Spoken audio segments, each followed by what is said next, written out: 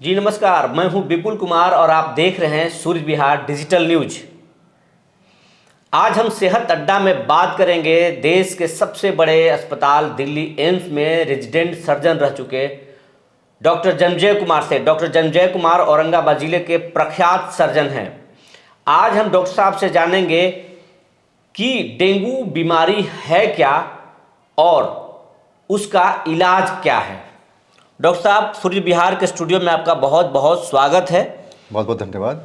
Doctor साहब, आज dengue बीमारी जो है वो एक महामारी का रूप धारण कर लिया है। अगर 10 आदमियों को बुखार हो रहा है तो उसमें 6 आदमी डेंगू से पीड़ित पाए जा रहे हैं।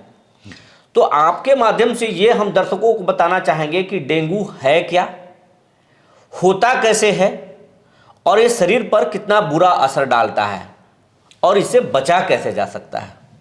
बिल्कुल बिल्कुल। सूर्य विहार डिजिटल चैनल देख रहे सभी दर्शकों का बहुत बहुत स्वागत है और बहुत ही जरूरी और समसामयिक विषय को लेकर के आज चर्चा, स्वास्थ्य की जो चर्चा है उसको आज बुलाया गया है। मुझे बहुत प्रसन्नता हो रही है कि ऐसे विषयों पर चर्चाएं हो रही है और आप तक पहुंच रही है। डेंगू, जैसा मैंने कहा, कि एक बुखार वाली समस्या है, लेकिन वर्तमान दौर में डेंगू की जैसी स्थिति रही है, जिस भयावहता के साथ डेंगू पूरे फैला है प्रदेश में, तो कह सकते हैं कि ये जो है एक महामारी के तौर पर निकल करके सामने आया है। और जानकारी के अभाव में लोगों में बड़ा भय भी व्याप्त है कि कहीं हमको डेंगू तो नहीं हो गया, क्या करें, कहाँ जाएं, क्या खाएं। कई प्रकार की भ्रांतियों के चलते भी लोग भयभीत हो जाते हैं। तो बहुत सरल और सहज शब्दों में ये आप बताना है कि डेंगू आम बीमारियों की तरह एक बीमारी है। ये विषाणु जनित यानी कि वायरस से होने वाली एक बीमारी है और ये एक मच्छर के द्वारा होने वाला, मच्छर जो वाहक है उसके द्वारा होने वाला बीमारी है। ये बीमारी कैसे होता है? मान लिया जाए कोई व्यक्ति डेंगू की बीमारी से ग्रसित है, उसको उस मच्छर ने काटा और वही संक्रमित मच्छर दूसरे स्वस्थ व्यक्ति को काटा, और इस प्रकार से जो विषाणु है, जिसके 4 टाइप है, स्टेरियोटाइप हैं, 4 इसके प्रकार हैं, यही 4 प्रकार के जो विषाणु हैं ये मच्छर के द्वारा दूसरे स्वस्थ व्यक्ति के शरीर में प्रवेश करा दिया जाता है और एक व्यक्ति से दूसरे व्यक्ति में ये बीमारी जो है फैलती है।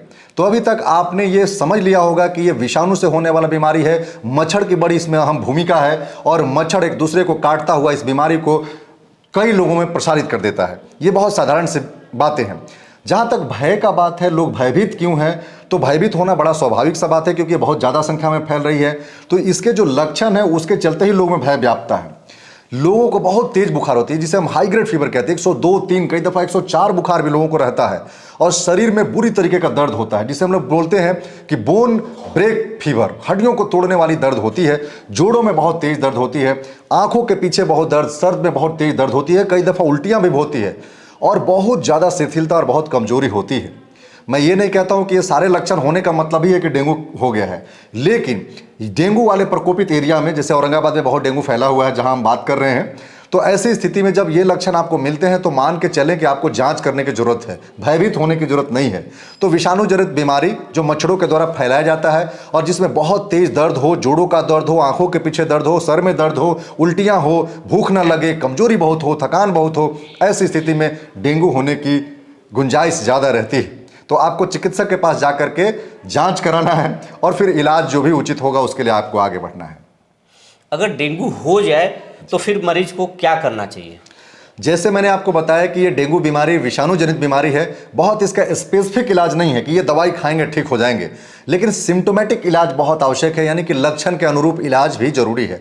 जब बुखार हो रहा है तो हम बुखार की दवाइयां लेते हैं, कमजोरी हो रही तो पानी ज़्यादा पीना है, हमें और भी किसी प्रकार की जो समस्या, कमजोरी है, भूख नहीं लग रहा है, तो जैसे लक्षण होते हैं उसी के अनुरूप हमें कराने हैं। लेकिन हमें जांच आवश्यक तौर पर कराने हैं। खून के जो जांच है, टीसीडीसी है, हेमोग्लोबिन है, प्लेटलेट्स काउंट है और भी अन्यत्र जो है लीवर से संबंधित जांचें हैं, जिन्हें हम किडनी फंक्शन टेस्ट या लीवर फंक्शन टेस्ट कहते हैं, तो उन जांचों को भी चिकित्सक के परामर्श के अनुसार कराना चाहिए ताकि यदि कहीं कोई कमी लगे तो उसकी पूर्ति हो सके और इस बीमारी को बहुत अच्छे तरीके से निजात के तौर पर लिया जा सके। डॉक्टर साहब, इस बीमारी में एक अहम चीज़ है कि जैसे ही बीमारी लोगों में होता है उनका प्लेटलेट्स गिरने लगता है। बिल्कुल। तो ये प्लेटलेट्स का शरीर में क्या काम है जी।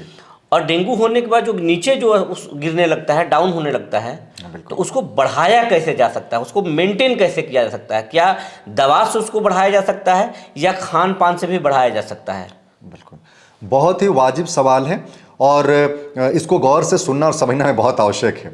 प्लेटलेट्स हमारे शरीर में, हमारे जो जो खून है, खून के नलियों में बहता हुआ जो रक्त है, उस रक्त का एक हिस्सा है।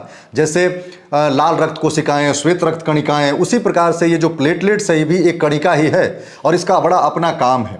महत्वपूर्ण काम क्या है कि ये खून को बहने से बचाता है, या कहें कि खून कहीं कट जाए तो रक्त प्रवाहित हो रहा है तो उसको जमा करके, खून को क्लोट करके और वहाँ शरीर से रक्त बहने की प्रक्रिया को रोकता है।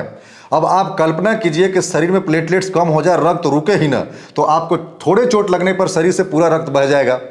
तो ये बहुत जरूरी है कि इन बातों की समझ बनाई जा सके। अब बात है प्लेटलेट्स को, कि प्लेटलेट्स कैसे बने, कितना नॉर्मल होता है, कितना में चढ़ाने की जरूरत है, क्या खाने से पूर्ति हो जाएगी। तो आप मान लें कि ये 1.5 लाख से 4 लाख तक ये प्लेटलेट की संख्या होती है पर डेसीलीटर हमारे शरीर में। यदि ये हमारे शरीर में 30,000 से कम हो जाता है तो अलार्मिंग है, यानी कि बहुत ज़्यादा सतर्क रहने की आवश्यकता है। कई दफ़ा मरीज को 20,000, 15,000, 10,000 तक प्लेटलेट्स काउंट पहुंच जाते हैं। ऐसी स्थिति में आपको किसी अस्पताल में भर्ती होना है और चिकित्सक के परामर्श पर यूनिट्स आते हैं, हमें प्लेटलेट्स के यूनिट्स चढ़ाने पड़ते हैं। और प्लेटलेट्स भी रक्त से ही बनता है, दूसरे व्यक्ति ने अपना रक्त दान किया और उसी से प्लेटलेट्स निकाल करके हम चढ़ाते हैं दूसरे व्यक्ति को। लेकिन ये सारी प्रक्रिया किसी न किसी अस्पताल में संपादित होना चाहिए। हम खुद से चढ़ा लेंगे, खुद से हम ब्लड निकाल लेंगे, ये सब बिल्कुल हरगिज नहीं करना है। चिकित्सक के देखरेख में और जहां जो रजिस्टर्ड ब्लड बैंक है वहीं से प्लेटलेट चढ़ाने की आवश्यकता है। यदि प्लेटलेट की संख्या थोड़ी कम है, 80,000, 85,000, 70,000, 60,000 है, तो भयभीत होने की आवश्यकता नहीं है, प्लेटलेट चढ़ाने की जरूरत नहीं पड़ती है। कुछ चीजें हैं, पपीता खाना है, कीवी खाना है, और कई बार तो पपीते लीफ के एक्सट्रैक्ट भी अभी हमारे बाजार में उपलब्ध है। चिकित्सक के परामर्श पर उनको भी खा करके जो है हम अपने प्लेटलेट्स को बढ़ा सकते हैं। बकरी का दूध भी बड़ा फायदा करता है, लेकिन बकरियां अब दिखती नहीं, बकरियों का दूध अब मिलता नहीं। लेकिन यदि आपको मिलता है तो आप उसको उबाल करके बढ़िया से तैयार करके उसको पिया जा सकता है और अपने बच्चों को भी पिला सकते हैं। इस प्रकार से कम हुए प्लेटलेट्स की भरपाई की जा सकती है, लेकिन इलाज चिकित्सक से ही कराना है।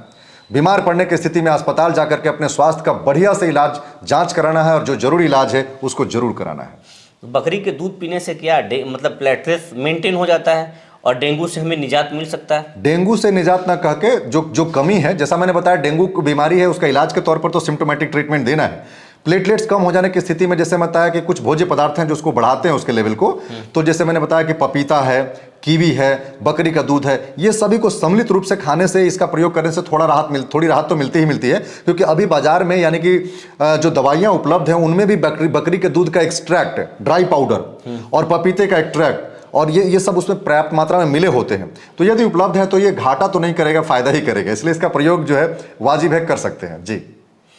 ये साधारण जब बुखार होता है तो उसमें भी ये सारा लक्षण होता है जो डेंगू में होता है, तो लोग डर जाते हैं। ऐसी स्थिति में उनको क्या करना चाहिए? डरने की आवश्यकता नहीं है। बुखार एक बीमारी ना होकर के बीमारियों का लक्षण है, आप जानते हैं। मलेरिया में भी बुखार होता है, टाइफाइड में भी बुखार होता है, डेंगू में भी होता है, कोरोना में भी बुखार होता था। तो बुखार एक लक्षण है, सिम्टम है। किसी भी बीमारी में, गंभीर बीमारी में, टीबी में या फिर डेंगू में, ये तमाम बीमारियों में ये बुखार एक पर्याप्त या कहें कि महत्वपूर्ण लक्षण होता है। ये लक्षण जो है डेंगू के चलते ही है, ये तो जांच से ही पता चलेगा। तो डेंगू के लिए अभी डेंगू सेरोलॉजी अपने पास टेस्ट है, ब्लड से होता है, ये खून से होता है जांच, और सभी लैब में आजकल ये जांच होते हैं। इस जांच के ही आधार पर यह तय होता है कि इस व्यक्ति को डेंगू है। डेंगू होने के बाद भी हमें बहुत ज़्यादा भयभीत नहीं होना है, क्योंकि डेंगू के कई प्रकार है। डेंगू साधारण बुखार है, डेंगू हेमरेजिक सिंड्रोम है, डेंगू शॉक सिंड्रोम है। ये तमाम जो बीमारियां हैं, ये डेंगू के अनेक प्रकार के, यानी कि 4 प्रकार के जो वायरस हैं उनके टाइप से होने वाले हैं। तो इन सब को पहचान करके और डॉक्टर के द्वारा तय होने पर ही भर्ती होना है या इलाज को अपग्रेड करना है। अपने से न तो डाउनग्रेड करना है, अपग्रेड करना नहीं है। लक्षण के अनुरूप आपको जितनी तकलीफ है, आप अपनी तकलीफ को चिकित्सक से साझा करें और लैब में होने वाले जांच का सहारा सहयोग लें, और जो चीजें तय होती हैं उसके अनुरूप इलाज कराना चाहिए। कितने दिनों में फिट हो सकते हैं जब लोग बीमार पड़ जाते हैं डेंगू से? जी, तो वो कितने दिन में इलाज के बाद या परहेज के बाद कितने दिनों में फिट हो जाता है? आमतौर पर 7 से 10 दिन में हमारा बुखार चला जाता है, लेकिन बुखार जाने के बाद भी प्लेटलेट्स गिरने की प्रक्रिया बाकी रहती है, इसलिए हमें नियमित जांच कराते रहना पड़ता है। तो ये वायरल फीवर बड़ा दुखदाई है, शरीर को बड़ा कमजोर कर देता है, भोजन खाने में रुचि नहीं रह जाती है। तो इस कमजोरी को मिटते मिटते कम से कम 15 दिन ले लेता है। आप समझिए कि एक डेंगू का बुखार 15 दिन तक आपको बीमार कर रहा है, आपको आपके काम से बाहर कर रहा है, आपकी मुश्किलें बढ़ा रहा है। तो जरूरी है कि हम तमाम सावधानियां जो है बरतें। बहुत बहुत धन्यवाद ये जानकारी देने के लिए डॉक्टर साहब। Thank you so much.